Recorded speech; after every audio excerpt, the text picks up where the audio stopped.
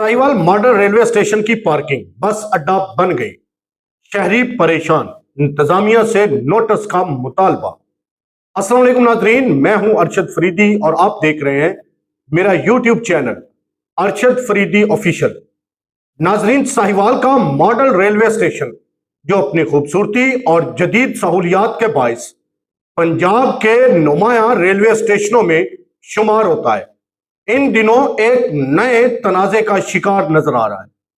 शहरियों का दावा है कि रेलवे स्टेशन की पार्किंग, जो मुसाफिरों की गाड़ियों और मोटरसाइकिलों की पार्किंग के लिए मुख्तस है, वहां मुबैना तौर पर मुसाफिर बसों की पार्किंग और आमदोरफ्त मामूल बन चुकी है। नाजरीन मोहतरम, मुकामी अफराद का इल्जाम है कि यह सब कुछ मुबैना तौर पर ठेकेदार और मुतलका इंतजामिया की मिली भगत से हो रहा है। ताहम इन इल्जामात पर मुतलका हुक्काम की जानिब से ताहाल कोई बाज़ाब्ता मौक़िफ़ सामने नहीं आया। शहरियों के मुताबिक पार्किंग में बसों की मौजूदगी के बायस निजी गाड़ियों के लिए जगह कम पड़ जाती है, जबकि स्टेशन पर आने वाले मुसाफिरों, बुजुर्ग शहरियों, खवातीन और बच्चों को शदीद दुश्वारी का सामना करना पड़ता है। उनका कहना है कि पार्किंग का असल मकसद मुतासर हो रहा है और ट्रैफिक की रवानी भी मुतासर होने लगी है। मुकामी अफराद का मजीद कहना है कि अगर इस सूरत हाल पर बर वक्त तवज्जो ना दी गई तो मुस्तकबिल में ट्रैफिक हादसात या दीगर नाखुशगवार वाकयात पेश आ सकते हैं। शहरी मुतालबा कर रहे हैं कि पार्किंग एरिया को सिर्फ उसी मकसद के लिए इस्तेमाल किया जाए जिसके लिए उसे बनाया गया था।